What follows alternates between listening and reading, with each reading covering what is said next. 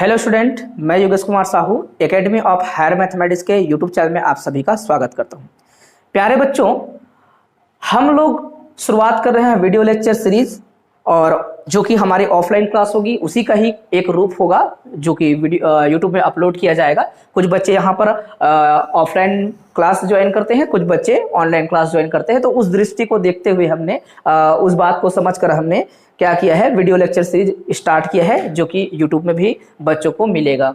तो पहला जो हमारा क्लास है इसमें जो है बीएससी से आए हुए बच्चों, उनको तो पता नहीं होता कि एमएससी में क्या सब्जेक्ट्स हैं। कुछ लोग को पता रहता है, रिसर्च करते हैं, है ना, लेकिन यूट्यूब में वीडियोस वगैरह कम होती हैं। इस कारण से जो है मैंने आपको समझाने का प्रयास किया है कि हमारे पास क्या क्या सब्जेक्ट होगा।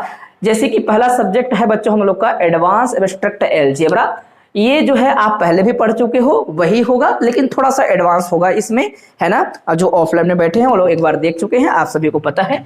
दूसरा सब्जेक्ट होगा हमारा रियल एनालिसिस। इसको भी हम पढ़ चुके हैं, है ना, बीएससी में कहीं ना कहीं। जो हमारा कैलकुलस, एडवांस कैलकुलस और हमारे पास जो एनालिसिस में रियल एनालिसिस जिसमें रीमान वगैरह पढ़ा करते थे, वो सारे हिस्से इसी के अंतर्गत आने वाले हैं। फिर बच्चों हम पढ़ेंगे टोपोलॉजी। टोपोलॉजी को भी हम एनालिसिस में ही पढ़ा करते थे। बीएससी फाइनल का जो हमारा प्रथम प्रश्न पत्र था उसका तीसरा और चौथा यूनिट जो है पूरा टोपोलॉजी था, जिसमें मैट्रिक स्पेस, है ना, कॉम्पैक्टनेस, कनेक्टेडनेस जिसे आप सहज समष्टि कहते हो, है ना, कवर वगैरह, ये शब्दावली कम से कम याद होंगे। वो सब चीज अध्ययन किए हैं, वो सब टोपोलॉजी के अंतर्गत आएंगे।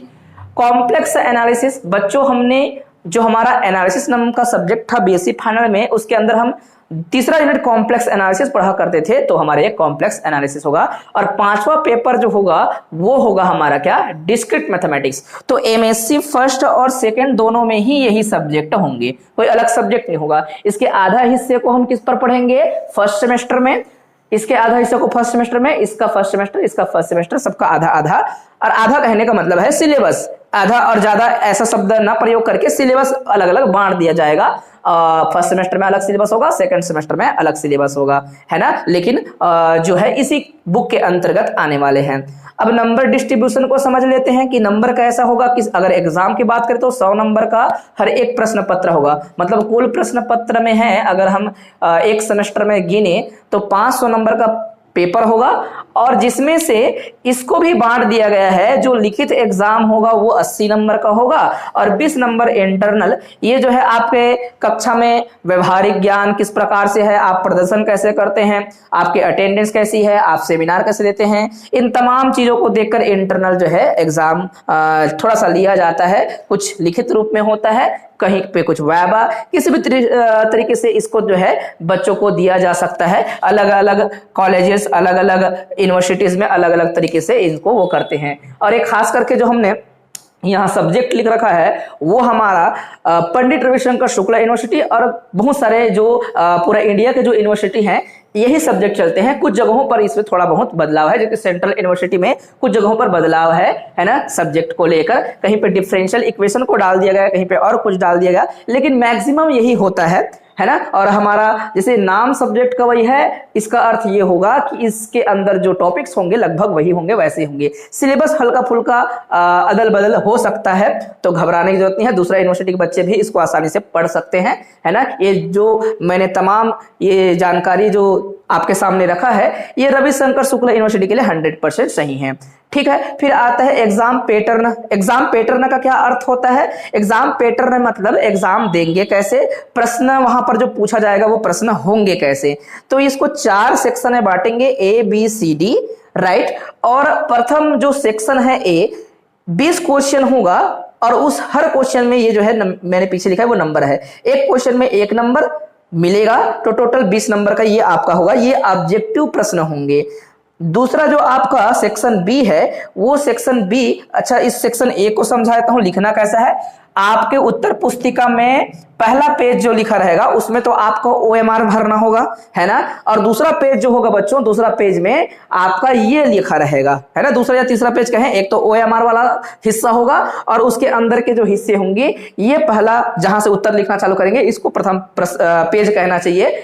बाकी ऊपर का तो इन्फॉर्मेशन वाला पेज होता है। तो इस पेज में पहला जो पेज होगा वो सेक्शन ए पूरा उसी पेज में भरा जाएगा। उसमें 1 2 3 4 करके आप कहां तक लिखे रहेंगे, 20 तक। उसमें ऑलरेडी ये सब चीज छपा रहेगा, ये सब चीज बना रहेगा, ये डब्बा बना रहेगा और ABCD लिखा रहेगा। जैसे कि पहला ऑब्जेक्टिव है, 4 ऑप्शन होंगे ABCD करके, या फिर इसमें 1 2 3 लिखते हैं, लेकिन नहीं, ऐसा बहुत कम देखा गया है कि यहाँ पर A और B और C और ऑप्शन में वही ABC लिखा रहता है। अगर गलती से ऐसा 1 2 डाल दिया है तो भी वो जो है 1 का मतलब आप A मान के चलिए, A वाला हिस्सा में भरेंगे। अगर मान लो आपके जो है ऑब्जेक्टिव में ऐसा नोटेशन दे रखा है नंबर दूसरा का, तो उसको आप B मान के चलिएगा, इस प्रकार से वहां पर भरेंगे। तो पहला का उत्तर सपोज आपका A है तो A डाल दीजिए, दूसरा का उत्तर आपका क्या है, B है, तो आप जो है B डालेंगे। इस प्रकार से छोटे छोटे चिन्ह, और ऐसा कट नहीं मारना है कहीं पे, है ना। अगर कहीं पे किसी उत्तर को आपने गलत कर लिया तो चलिए ठीक है, इसमें तो आपका नंबर मिलेगा ही नहीं।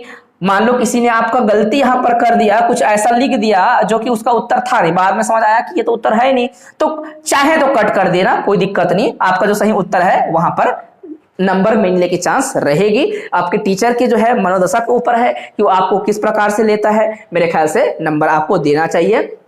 कई बार ये सोच लेते हैं कि ये नकलची प्रवृत्ति है करके। कैसे नकलची प्रवृत्ति, पहले उसने इसको मारा था, किसी को पूछा होगा, उसने इसको लगा दिया बाद में करके, तो ऐसा जज कर लेते हैं, लेकिन ऐसा सही नहीं होता हर वक्त।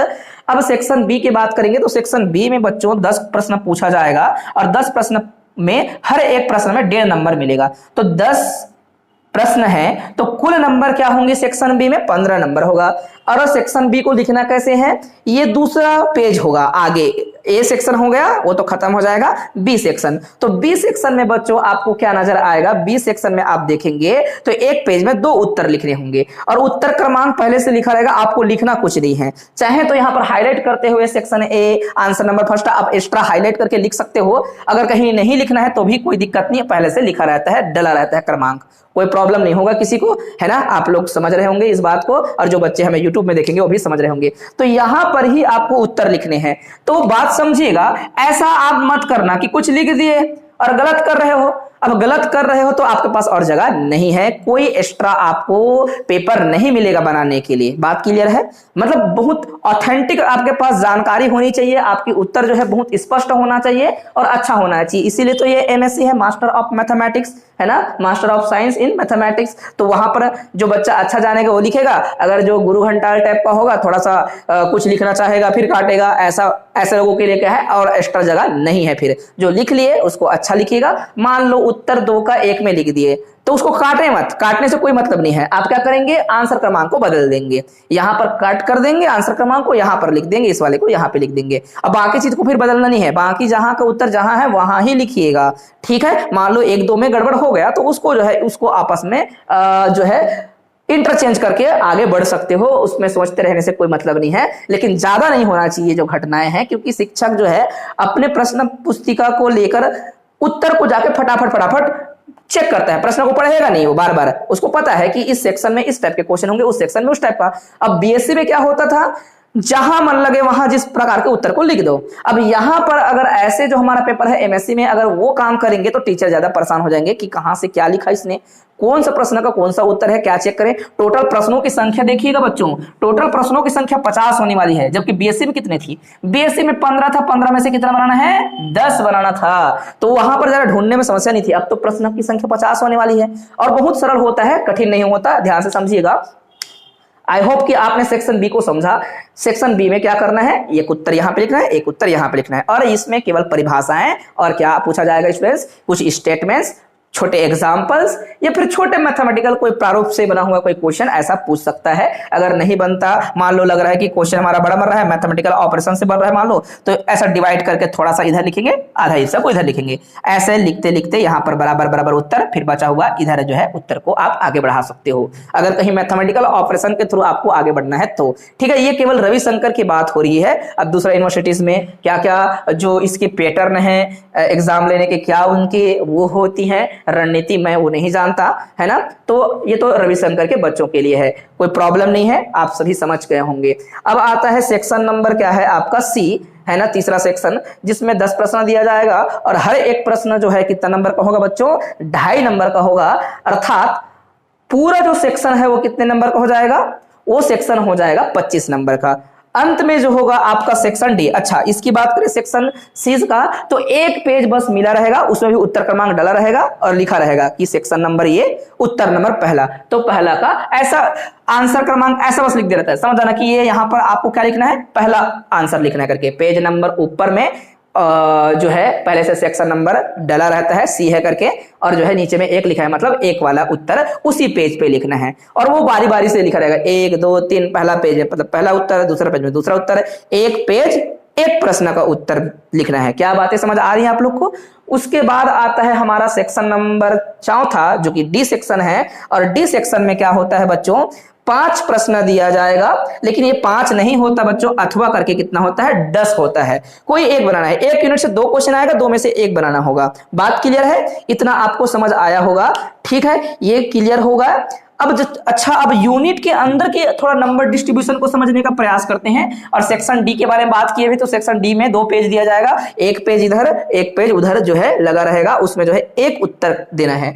मैक्सिमम नंबर कितना होगा, 4 नंबर का एक प्रश्न होगा।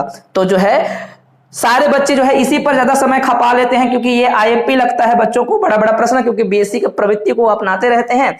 तो ये 20 नंबर का तैयारी नहीं करना है भैया, मतलब आपको बेसिक पढ़ना है, ऑब्जेक्टिव बनेगा, आपको डेफिनेशन सारे पढ़ के रखना है, मतलब आपका ये बनेगा, छोटे क्वेश्चन को देखना है, मतलब ये बनेगा। तो ऐसे पढ़ना है आप लोगों को, बड़ा या आईएमपी ऐसा कुछ नहीं होता, जनरल स्टडी करनी है। यही तो आपका क्या होगा, मास्टर ऑफ मैथमेटिक्स कहलाएगा। तब तो आप अच्छे से पढ़ पाएंगे, चीजों को समझ पाएंगे, है ना। अच्छा, अब यूनिट की बात करें, है ना, ये तो पूरा पेपर में बात हो गया। प्यारे बच्चों, एक यूनिट में 16 नंबर का क्वेश्चन आता है, 5 यूनिट में कितना होगा फिर, 80। देखिए ये एक यूनिट में 16 नंबर, तो टोटल 5 यूनिट में कितना हो जाएगा, 80 नंबर का होता है। अभी लिखा हम लोगों ने, हर एक पेपर में जो है यूनिट की संख्या कितनी होगी, 5 होगी। जैसे एब्स्ट्रैक्ट अलजेब्रा बोल दिए, और ये जो क्रम लिखा गया है, ये प्रथम प्रश्न पत्र, द्वितीय प्रश्न पत्र, तृतीय प्रश्न पत्र, चतुर्थ ये आपका लास्ट होगा, है ना। ये क्रम भी आप याद रखेंगे, ठीक है। तो आप समझ लीजिएगा कि एक यूनिट में 16 नंबर, 5 यूनिट में कितना हो जाएगा, 80। इसीलिए मैंने बताया कि 80 नंबर का एग्जाम होगा, है ना। ये आपकी सभी की प्रारंभिक जानकारियां हैं, क्योंकि कुछ बच्चे एमएससी करने चले आते हैं, उनको पता ही नहीं रहता कि क्या करना है, ऐसा करके नाम से बस एमएससी करना है ये रहता है। तो कम से कम ये जानकारियां रखें। अब एक यूनिट में 16 नंबर, अब इस 16 नंबर को कैसे बांटा है इसको समझना। 16 नंबर कैसे कैसे बटा होगा, 4 नंबर का ऑब्जेक्टिव होगा। क्या होगा, 4 नंबर का ऑब्जेक्टिव होगा, 4 ठो प्रश्न होगा इसमें, है ना। 4 नंबर का, एक में एक ठो एक नंबर मिलता है, समझो, है ना। ये प्रश्न की क्या हो जाएगी, सॉरी, इसको आगे पीछे करना चाहिए। ये प्रश्न की संख्या और ये नंबर की संख्या, टोटल 4 नंबर होगा, ठीक। दूसरा जो होगा, ये सेक्शन ए में आएंगे, मतलब बात क्लियर है। अब आता है यहाँ पर सेक्शन नंबर बी, तो 2 प्रश्न दिया जाएगा, और है प्रश्न क्या होता है, 1.5 नंबर का। टोटल कितना नंबर का हो जाएगा, ये 3 नंबर का होगा। बातें क्लियर है? 3 नंबर का मतलब क्वेश्चन कहां पर दिखेंगे आपको, सेक्शन बी में नजर आएंगे। फिर आगे बढ़ेंगे बच्चों, तो यहां पर क्या रहता है, फिर से 2 प्रश्न होगा, और 2 प्रश्न में क्या हो जाएगा, यहां पर हर प्रश्न 2.5 नंबर का होता है, मतलब टोटल कितना हो गया, टोटल हो गया बच्चों 5 नंबर, ठीक है। तो ये 5 नंबर जो है सी सेक्शन में दिखेगा। अब लास्ट आता है डी सेक्शन, और डी सेक्शन में कितना प्रश्न होगा, 1 प्रश्न होगा, या फिर अथवा में होगा तो 2 बोलेंगे, है ना। तो प्रश्न की संख्या 1 होगी, और ये आपका एक प्रश्न 4 नंबर का होगा। ये नंबर लिखा गया है, टोटल 4, आप जोड़ के देखेंगे तो आपका 16 बन रहा है। ये 4 4 8 8 8 16, तो ये 16 नंबर, ये पर यूनिट की डिस्ट्रीब्यूशन है नंबर का। ये नंबर आप सभी को समझ आया होगा। मैंने जो है जब भी पढ़ाया है बच्चों को, ये ऑफलाइन क्लास में बताया है, लेकिन यूट्यूब में आए हुए मेरे को लगभग 3 साल हो रहा है, 3-4 साल, और मेरे को पढ़ाते हुए लगभग 5 साल हो गए एमएससी को। और उस दौरान जो है मैंने कोई वीडियो वगैरह डाला नहीं था, तो इस बार जो है मैंने सोचा कि चलो इस वीडियो को अपन बच्चों तक पहुंचाए, यूट्यूब में डाल दें, ताकि यूनिवर्सिटी का हर बच्चा भी इसको जाने समझे, है ना। क्योंकि जब क्लास स्टार्ट होता है तभी समझते हैं, है ना। तो अभी क्या है, कुछ क्वेश्चन पेपर जुगाड़ कर लेते हैं बच्चे, थोड़ा पढ़ाई चालू कर सकते हैं, तो थोड़ा इंटरेस्ट डेवलप करने के लिए रणनीतियों के साथ जो है अभी घर में बैठकर भी थोड़ा थोड़ा स्टडी किया जा सकता है। तो इस उद्देश्य से मैंने क्या किया है, ये हमारा जो एमएससी फर्स्ट सेमेस्टर या फिर सेकंड सेमेस्टर, इसको हमने समझाने का प्रयास किया है। ये थर्ड सेमेस्टर में भी यही रहेगा बच्चों, सब्जेक्ट का नाम बदल जाएगा, ठीक है, अलग अलग सब्जेक्ट आ जाएंगे, इस बात को आप समझिएगा, ठीक है। तो ये जो है आज के क्लास में मैंने ये सब चीज समझाया और ये जो है आप सभी के लिए एक जैसा होगा अगर रविशंकर यूनिवर्सिटी में पढ़ते हैं तो, है ना। और हर सेमेस्टर में ऐसे ही नंबर डिस्ट्रीब्यूशन होंगी, सब्जेक्ट का नाम जो है थर्ड सेमेस्टर में बदल जाएगा, फर्स्ट और सेकंड में वही रहेगा, ठीक है बच्चों। तो आज जो है हम अपने कोचिंग की शुरुआत कर रहे हैं, ऑफलाइन और ऑनलाइन दोनों, जिस पर जो है हम पहला सब्जेक्ट जो पढ़ेंगे वो सब्जेक्ट होगा बच्चों हम लोग का क्या, वह है डिस्क्रीट मैथमेटिक्स, ठीक है। डिस्क्रीट मैथमेटिक्स पढ़ने वाले हैं, तो ठीक है। तो इतना कहकर अपने वाणी को विराम देता हूं। जय हिंद, वंदे मातरम। ठीक, चलिए हम लोग जो है अपना क्लास स्टार्ट करते हैं।